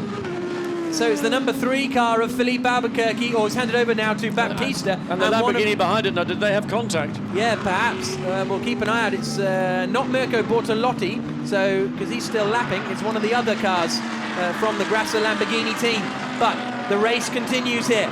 And keep an eye out on that Bentley with the 0-1 on the windshield. That means he's running in first place. The car behind, unsurprisingly, will have a 0-2 on the windshield, and that is Philippe Eng. It's Maxime Soulet against Philippe Eng for the lead of the race and pole position in tomorrow's main race in Blancpain. So Soulet seems to now have got that little bit of confidence on the lap once the yellow flag had been lifted, but the BMW is quick in certain parts of the circuit and is able to close down now. Again, trying to get up to the back of the Lamborghini. The Lamborghini's got a sufficient straight line speed to be able to keep the Bentley at bay, and Alexander Sim's face, he's watching this as he got up alongside the Lamborghini. Oh, goodness me. Very, very tight between the two of them. The other problem is they've now got a slow Ferrari. The Ferrari does get out the way, which is good news. And now the Bentley's trying to go around the outside of the Lamborghini. The Lamborghini's not going to have any of it. Will Philippe Eng try and stick in behind that Lamborghini? No. I think the message has been received. I think finally Attempto Racing have got the message to Daniel Zampieri to say, you're not involved in this fight. You've got to let them through. Well, I mean, it's not been easy for Soulet, or for that matter for Philippe Eng, but it's been great for the race because it's backed up the lead 2 cars. So they're now going to be 8.5 minutes of nose to tail battling for overall victory. And frankly, I don't think anybody in Rowe Racing and BMW thought they had a pup's chance of coming on a podium, but because of the weather, because of the gamble they ran with the slick tyres, the same would apply. And look, the BMW trying as they come through turn 10 again to get on level terms. If he could get alongside the Bentley down the straight, there's not much to choose between their straight line performance, but the BMW seems to have a slight edge in certain parts of the racetrack. The Bentley can just about consolidate, but it's not easy for Maxime Soulet. Meanwhile, Dries van Thor making his Blancpain GT debut is up into 4th place. He's got past Dominic Baumann in the 84 HTP Mercedes. So good work there from the 17-year-old younger brother of Laurens Vanthoor to get up into 4th spot. This is the battle for the race lead coming through the final corner. Maxime Soulé ahead of Philippe Eng as they come out onto the start-finish straight. Just the two of them out there now. They are 24 seconds clear of Frédéric Verviche in the number 1 WRT Audi that is running in 3rd spot. And now there's just 0.6 of a second between them. That last lap, the gap edged another 1/10 of a second towards the BMW in 2nd position. A little look up the inside, a flash of the lights to try and put off Soulé. But Soulé has led many races in his career, the Belgian, and the Austrian Philippe Eng behind will have to do a lot more than just flash his lights in order to try and get through. Philippe Eng, 2-time Porsche Carrera Cup Germany champion, Porsche Super Cup champion last year. He was test driver with BMW Sauber back in 2008. Oh, and that's wide from the Bentley. Yes, again, just a reflection of the pressure that's coming from the BMW. And again, just you see when drivers want to put pressure on the car they're chasing down, runs wide in turn 10, looking for a little bit of extra bite out there. The BMW taking the tighter of the lines. But again, when they get onto the straight, it sort of evens itself out. But Philippe Eng is the car, the quicker of the two cars. Potentially, if he could get ahead of the Bentley, it would pull away. That last lap, Marco Seefried set the fastest lap of the race in the Rinaldi Ferrari. He's now just a second behind Dominic Baumann, so the battle for 5th place is going to hot up as well here in the closing stages of the Blancpain GT Series race. And these two, as they come through the left-hander, they're still being caught by this Attempto Racing Lamborghini. That shows you the relative pace of these two cars. The BMW qualified 30th on the grid. This Lamborghini is quicker. Well, I mean, the whole qualifying we saw was so upside down, people out of position, cars out of position. Now they've had a decent run, they've been able to get consistent tyre temperature. We're finding performance from the Lamborghini, which we knew was there, but it didn't come through in qualifying. And that's a car that is going to be a quick car all year. Now they've got some more traffic to deal with. When have we ever had traffic in the Sprint Cup? It's phenomenal to have this many cars on the grid. We've still got some 34 cars running out there. Well, that's the different dynamic for Sprint this year, because we've and a spinner. And that's I think it's a collision. There was an Audi out there, so there's cars stricken by the side of the circuit everywhere, but it's still that Bentley leading the way. Just got ahead of the McLaren, so that's 74. That was the car that at one stage had provisional pole position. Yeah, it was Marlon Stockinger who spun in qualifying as well. He spun out of 17th place. Again, the McLaren gets out of the way, so the two race leaders are once again together on track. But on this lap, the traffic has fallen kindly for Maxime Soulé as Andy Soucek nervously watches on. You can see his face, the tension on his face. Just under 5 minutes of this race remaining, and it's by no means a done deal. Zampieri has just set the second fastest lap, 37.0. Quickest lap has gone to, again, Alex Buncombe, 36.8. Fantastic battle. Yeah, Zampieri, the guy chasing these two, is setting the fastest laps of the race. Here comes the Bentley then through the penultimate corner. Where's the BMW? There he is up the inside, and he's managed to make some progress, and there's the look from Zampieri. Goodness me. This chap's a lap down, but he has got some pace, and all of a sudden, one lap in traffic, and the gap has gone from 0.6 seconds to 2.7 seconds. Is that the advantage Bentley needed to take victory and pole position for tomorrow's main race? It could be vital. John has just headed down to the pits to speak to whoever's going to win. At the moment, got no idea. There's the BMW, still under pressure from Zampieri. Full credit here to Zampieri for the pace, the 2009 Italian Formula 3 champion, 2 times International GT Open winner as well. There is the ISR car getting out of the way, trying to pick out what, I think it's Stefan Racina, who is the Lamborghini that has retired out there, unfortunately. He and Jeroen Bleekemolen were my sort of dark horse. Mike Parisi's just set the fastest first sector. I've never said Mike Parisi's name in this whole race, the former GT1 World Championship race winner. He's racing this weekend with the Santalok Audi team. So 3 minutes to go. Here comes the Bentley. And then here comes the BMW. What a fantastic night race this has been. Now, here we go then. This is Dries Vanthoor, Dominic Baumann and Marco Seefried in 4th, 5th and 6th positions respectively. Fourth is the number 4 WRT Audi. Fifth is Baumann in the 84 HTP Mercedes. Sixth is the 333 Rinaldi Ferrari of Marco Seifried. Thank you very much for joining us today, this evening, for this qualifying race. It's been absolutely superb. Under the lights is so atmospheric on the Adriatic coast here. Look at the sparks flying up from the front. Look at the brake discs as well. Such a visual excitement to watching these GT cars out here. It's fantastic. 2 minutes and 20 seconds to go. And now it looks as though Maxime Soulet has started his penultimate lap of the race. Out they come over the start-finish line. Dries van Thor, 7/10 clear of Baumann, who's 9/10 clear of Marco Seifried. These three running line astern.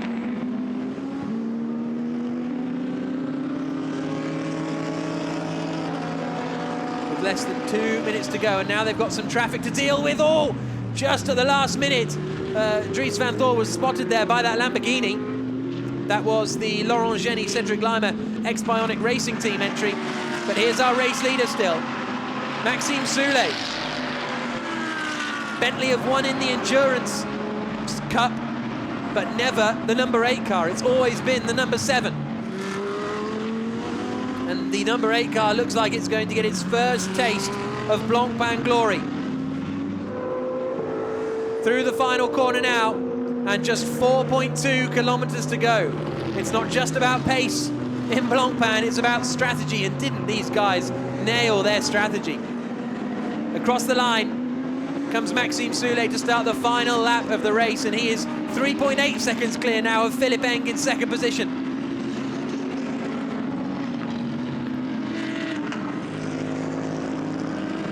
What fantastic entertainment this has been.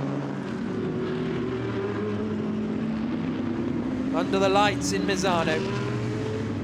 There's the 23 car of, well, it was started by Alex Buncombe actually, wasn't it? So it's handed over now. That 23 Nissan. And that means it is Takaboshi at the wheel. No, my apologies, Takaboshi started it, didn't he? So it is Buncombe at the wheel. But there is the M Sport Bentley crew watching on for the final lap. Only 8 points up for grabs for winning the qualifying race, but it'll give them pole position for the main race. Vincent Abril has managed to get up to 21st place in the other number 7 Bentley. And now the crew are heading to the pit wall. Soucek too nervous to go. Just a couple more corners now. Through the right-hander of turn 14, through 15 and down towards 16. There's 2 cars in the way, but they are not going to cause a problem for Maxime Soulet, who is going to win the opening round of the Blancpain GT Series, the Sprint Cup qualifying race, won by Bentley. Andy Soucek and Maxime Soulet with a phenomenal performance. They started on the dry tyres and as a result managed to lead from 9th on the grid to win the race. Philippe Eng and Alexander Sims finish in 2nd place in the BMW M6. And now look at this, side by side into the final corner. Nikolai Moller-Madsen coming together with the 22 Nissan. And there's Owen Moller-Madsen runs wide and spins. Look at him go. That's slicks on a wet track for you, goodness me. That must be a world record of pirouettes. That's a 9.5 from me for Nikolai Moller-Madsen. Unbelievable. He came together with the 22 car of Ricardo Sanchez. Has he crossed the line? I don't think he's crossed the line. He needed to spin a few more times and he'd have crossed the line on the grass. 3rd across the line then, meanwhile, has come Frederik Vervisch. 4th across the line for Dries van Thor and Robin Freins. 5th for Dominic Baumann and Maximilian Buch. 6th for Marco Seifried in the 333 Ferrari. 7th for Tristan Vautier in the 88 Acker Racing Mercedes. Will Stevens finishes 8th on his debut. Moller-Madsen here didn't even hit the wall, I don't think. He just skated down the grass. As the rest of the cars come across the line, it's victory in the Silver Cup for Stolz and Beretta in the Grassa Lamborghini. Okay. So they come out across the line. Goodness me, what a lap that was. Now here's a look again. So Moller Madsen goes out onto the grass, looks as though he's kept it together, but as he gets back onto the track, the back end escapes. And that's 1, 2, 3. He starts picking up speed. 4, 5, 6. I think we've got one more in us. Yes, 6 spins for Nikolai Moller Madsen. Absolutely astonishing 2,160-degree spin. And where is that going to see Moller Madsen finish? 19th, second in Silver Cup. But here is the number 8 M Sport Bentley. Their first race in the Sprint Cup, and it's a victory. Maxime Soulé, delighted for he, Andy Soucek and the rest of the Bentley boys. It's a long old pit lane here. They're having to run up the Bentley team to celebrate with their driver. And congratulations with Philippe Eng in second place. And now the party starts as the Bentley team arrive.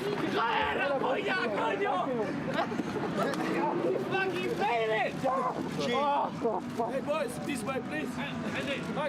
I want to drive. Fucking hell.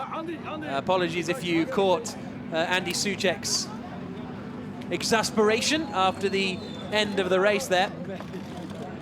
As Maxime Soulé removes his helmet. So let's go down to John, let's hear from them. Andy Soucek, there was real tension on your face, but what a great victory. You started on slicks. Is that the secret to the win? I think so, but we really were not sure what to do. And the initial laps of the race was a nightmare. I said to the team, look, we will need to pit and put the reins. But then it started to dry out and it became a lot better. And look where we finished. I mean, unbelievable. Max did a good job as well, and I can't believe we won that one. Well, Andy, you say it was typical in the early laps. Look down to the left front of your car. There's about 20,000 pounds worth of damage, but doesn't matter. You won. I don't think Bentley will matter too much about the 20,000. If we won the race, I hit the Lambo. I was a bit unfortunate. Okay, Maxime. Maxime, congratulations, but what was going on with the Lamborghini? Was it messing you about, or I mean, we were confused. What was he doing? Yeah, I was faster, but you know, there was only one dry line, and it was very difficult to overtake without hitting him. So I waited for him to do a mistake and the traffic, and I took advantage of it, and we won. So that feels good. But it looked really difficult because when you were getting caught behind the Lamborghini, you were maybe losing tire temperature, and therefore the opportunity to get past earlier was being forestalled. Yeah, I mean, it was difficult. I mean, the BM was pushing me hard, and then we got traffic, and I got lucky with the traffic, and I pulled away, and then I had no more car in front of me, and I couldn't make a gap. So the Bentley was... Anyway, which one of you two had that inspired choice to start on slicks? What a great victory for Bentley. Thank you very much. Yeah, I had to risk, and we took the risk, and it went well. He told me at the beginning of the race, Andy, you sure? I said, well, I'm not sure, but let's do it. You know, why not? And we made it! Well done. Go and celebrate. Fantastic, absolute delight for the Bentley crew, their first win in the Sprint Cup, their first drive in the Sprint Cup for the M Sport team. Bentley have won with the HTP team last year, but it's the first time for M Sport and the Bentley boys. So fantastic delight for those two. Second for Philippe Eng and Alexander Sims. So let's hear from them. John. Alexander Sims, you started in 30th on the grid, you finished second in the race. Explain. Yeah, it's pretty hectic. We started on slicks. It was really a 50-50 choice, but we went for the slicks option at the start, and it worked quite well. We were able to switch our tyres on nice and quickly and make hay whilst the sun shined, whilst the slicks were the stronger tyre towards the end of my stint. Well, we were watching the timing as you were coming through the field, and by about 15-20 minutes into the stint, I mean, you were lapping 3 seconds quicker than anybody around you, and also 2 seconds quicker than the lead car. Yeah, I don't know exactly what the times were, but we seem to be pretty strong. But yeah, I don't know. The BMW just seemed to switch the tyres on very well in those conditions, whereas others seem to struggle a bit. And yeah, we had a nice car balance, which enabled me to push hard. And yeah, then we had a fairly smooth pit stop. And yeah, Philip did a fantastic job for the second half of the race to bring it home. Philippe, give us your version of your driver stint, because it looked awfully busy out there. It was, first of all, Alex did a mega job keeping the car on track at first point. And then the guys did a perfect speed stop, and our M6 GT3 was working perfectly. So I just had to bring it home, you know. I gave everything to get the competitor, to get P1, but it was still damp off the line. So yeah, it was just no chance to overtake. They did a great job as well. So I'm really happy. I think first podium for BMW, which is great. Yeah, but you also had the Lamborghini, which was basically a lap down, and Agnelli Samperi was doing a great job, lapping as quick as you were, but it was getting into your battle for the lead. He was certainly quick, quicker than I wanted, but he was very fair when we battled, when I overtook him. So good job to him, and I'm just happy. Champagne showers, awesome for the Team Rover Racing. Well done, BMW. Fantastic job. Coming from 30th in the grid, got to be the driver of the day. Hopefully, yes. Thank you. Alex? Thank you. Nothing to say. Well done, guys. So great performance then from the BMW crew. And I apologise for Soucek's English words earlier. I'm informed by one of my Twitter informants that his Spanish words weren't exactly ideal either. Let's go down now to hear from third place Frederik Vervies and Laurens van Thorn. Laurens, we thought you had this race in the bag. You cleared off, nobody to challenge you, and then it looked like it was a wrong tyre choice at the start. No, absolutely not. We had the right tyre choice. We calculated at the moment, before the full course yellow, we would still be around 10 seconds in front of all the guys in slicks. And they came out of full course yellow with 30 seconds in front of us. So they've gained 40 seconds on the full course yellow. And no, I like Andy, I like Maxime. They absolutely deserve to win. It's not that I'm a bad loser, but for me, this is not really... how can I say you're disappointed, and rightly. You had the advantage, and because of circumstances, it was taken away. Yeah, I think it should be regarded how this rule works, because if you can gain by luck 30 or 40 seconds by full course yellow, I don't know if that's really motor racing. And it's just something in the rule maybe needs a little tweaking. I don't know, but it's strange because we were definitely leading, and then all of a sudden we're 30 seconds behind. So. Frederik, your teammate's not very cheery. Cheer me up, please. Yes, first podium of the year. So it's, I mean, yeah, for sure we wanted to win, but today's quali race, tomorrow is the main race. He did a great job. I think definitely we had the right tire choice. We were unlucky with the full course yellow. At the time I didn't really know what happened. They just told me, yeah, you're 30 seconds behind. I said, oh, okay, that will be difficult. So I was just cruising around at the end because everybody was fighting, but we were fighting with back markers. So it was really, really pointless. So I decided just to cruise the car home, and yeah, we will see for tomorrow. I think we have a strong car, so strong driver lineup, and we will manage it tomorrow.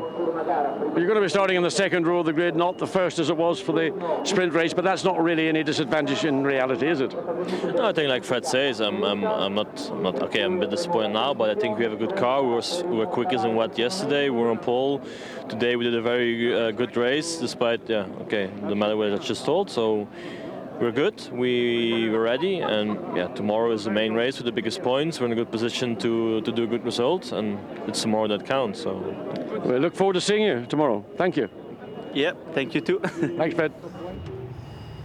Yeah, definitely some fortune, as we said at the time, about that full course yellow. Here's a look at the results after 33 laps of racing around Misano. The qualifying race won by M Sport Bentley, Maxime Soulet and Andy Soucek. 3 seconds clear of the BMW M6 of Philip Eng and Alexander Sims. Third for Vervies and Van Thor. Fourth for Frans and Van Thor, but the other Van Thor, Dries Van Thor, Laurens's younger brother. Dominic Baumann and Maximilian Buchel, I think, will be satisfied with 5th place at the end of that. Marco Seefried and Norbert Siedler possibly should have finished a bit higher up. Tristan Vautier and Felix Rosenquist finishing down in 8th place. So a very entertaining race, and what a race it was. And the victory for the M Sport Bentley crew after what was a very challenging and tough race here in Misano. But make sure you join us tomorrow for the main race. Thank you to all of you who got in touch using the hashtag BlancpainGT. We can now hear from Malcolm Wilson, the man who's in charge of the M Sport team from Crewe. Let's hear from him now. Malcolm Wilson, the boss, M Sport Bentley. Did you ever think before the lights went out to the start of this race you'd be standing in the podium? No, I have to say, we definitely did not expect to get where we did, but both guys did a fantastic, they both did great stints, and I think it was an inspired choice to stay on slicks, and of course once we could see the race coming to us, then obviously we left Andy out as long as possible. Did you have to persuade the drivers to start on slicks, or was that their choice? No, it was their choice at the end of the day. You know, they're the ones who had driven the circuit, they knew the situation, and I think, okay, there's a pretty mixed bag as to who took what, but it just seemed to come in right for us at the right time. Now, you had a little bit of a problem with one other car in the field, a car that was basically a lap down, and it wasn't really giving you much help, or for that matter the BMW. Did you have any thoughts about going up to race director and saying get that yellow flag or blue flag waving? Yeah, we were getting a few comments from the driver about doing something, and we were just about to go up and see something about it, and then fortunately they managed to get past, so it avoided the need. But yeah, it was frustrating for a short time. So assuming tomorrow is going to be a better day than tonight's been a night, what are you going to expect? I think if we can just, we know we can be competitive in the dry, so hopefully we can, there's going to be a lot more pressure on tomorrow for sure, but yeah, today's given us a great deal of confidence, and we didn't have a win last year, and it's great to start the season in this way. It's such a confidence boost for the guys, for everybody in the team, the drivers, and obviously all the team that's doing all the backup. Well, I tell you what, your two drivers, I've never seen such joy. They're delighted with the win. Well done. Thank you very much. Thank you. So the delight for Malcolm Wilson, then the boss of the M Sport team, and we're going to have the podium presentations in just a couple of moments' time here in the Blancpain Sprint Cup. So let's have a look at those full results then, and what a qualifying race it was. Bentley taking the win, M6 BMW in second place for Philip Eng and Alexander Sims. Then WRT, third and fourth for Vish and Van Thor, ahead of Van Thor and Freinz. Fifth for Dominic Baumann and Maximilian Buch. Then a sixth place for Marco Seifried and Norbert Siedler. Acker make their Sprint Cup debut, and it's a good result for Tristan Vautier and Felix Rosenquist. Not quite the debut Rosenquist managed in Indy Lights, winning the first race in St. Petersburg a couple of weeks ago, but a seventh place is a very good effort. Will Stevens finishing in eighth on his GT debut. Frank Stippler and Felipe Salaquada finishing ninth, and Alvaro Parent and Rob Bell finishing in the top 10 despite the flames kicking out of the back of that McLaren, and despite Alvaro Parent's disasters in the early stages. So actually, good drive from Rob Bell to recover to 10th place. Mike Parisi and Christopher Hasse there you can see down in 12th. It's the top 6 who get points, and the rest of them are in this order for the race start tomorrow. Raffaele Giumaria and Ezequiel Perez Companc starting in 13th place on the grid. Enzo Eden, Christopher Mies managed to finish 14th. The top step of the podium for Maxime Soulet, the Belgian, and Andy Soucek, the Spaniard. It's second place for Britain's Alexander Sims and Germany's Philip Eng, Austria's Philip Eng, my apologies, Philip. And third onto the podium, a moderately disappointed Laurens Van Thor and Frederic Vervisch. And you have sympathy for Van Thor, don't you, after what happened there? And an M Sport Bentley is out onto the top step, the representative from M Sport.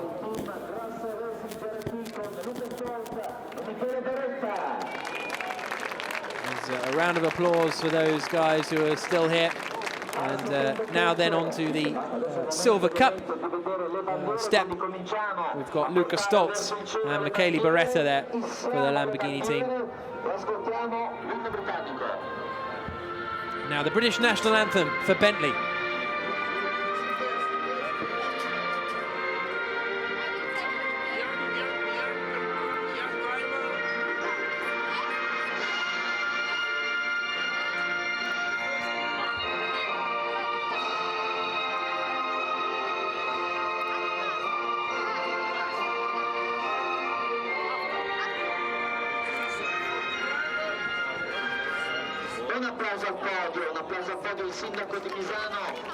Souček and Soule on the top step for M Sport Bentley. Now the trophies being awarded to the winners.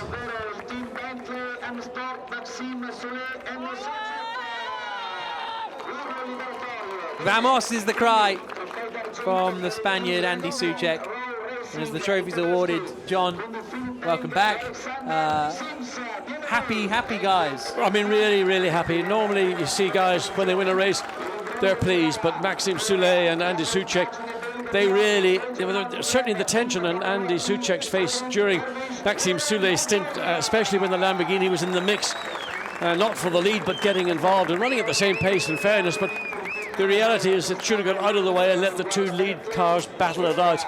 So tension, but Maxime Soule kept his head, did a great job, but I have to say, you know, the BMW, Alexander Simon, Philippe Egg, and what a great run. There's the Silver Cup winners then, Lucas Stoltz and Michele Beretta taking victory in the Silver Cup, a fiercely contested Silver Cup this season.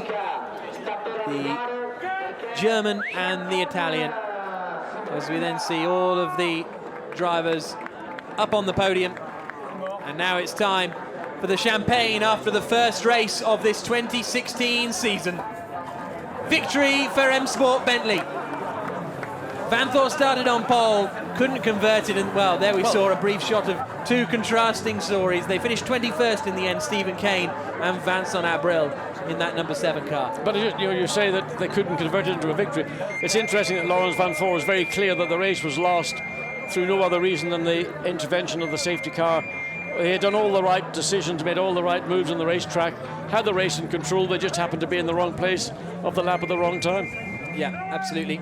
So they will pose for photographs up on the top step. And then we will be moving on to the Pro-Am podium and the Am Cup podium as well in a couple of moments' time.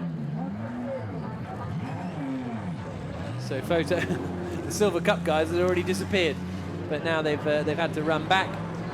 And the total prize money for this season is €1.5 million. You win tomorrow, you get €30,000. Just going back to the performance of the BMW in particular, starting in 30th place, even though they started on slicks, a number of cars really lit up.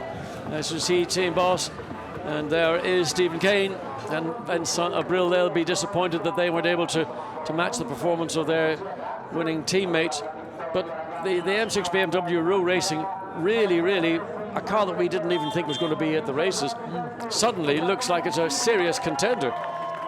And likewise, I mean, even Alex Buncombe in the Nissan, we saw him running quickest lap after quickest lap.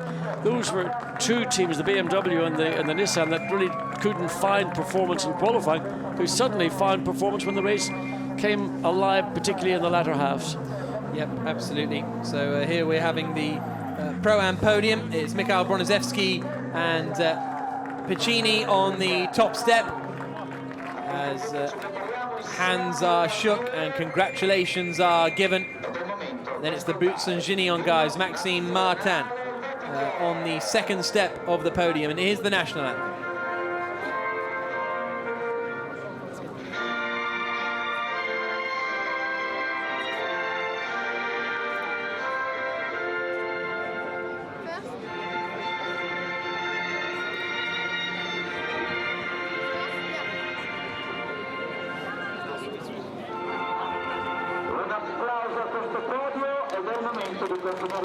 So victory for a very happy Kessel team in the Pro-Am Cup.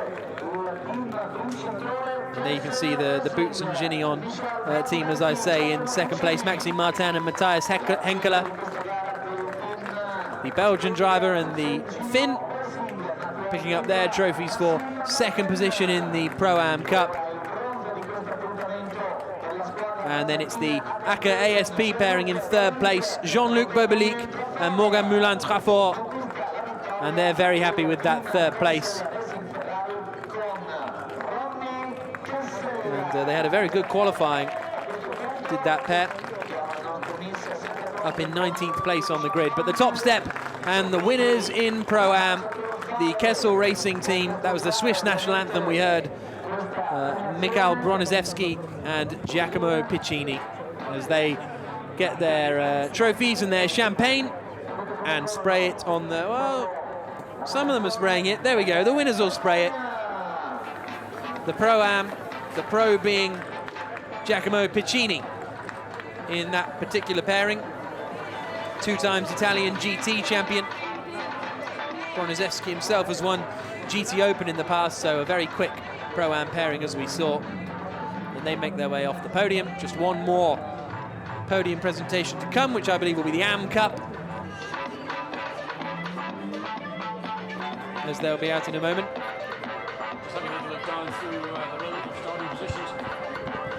Looking down, see the relative starting positions. The car finished second in the Pro-Am Cup, started in the 13th row of the grid. The car that finished second overall started in the 15th row. I suspect that it was because the 99 row racing BMW would have been on slicks, where maybe the 12 Boots and Gignon car could have started on wets, and that's where the overlap came. But it's interesting, 2 identical cars and quite disparity overall, not in their respective championships, of course.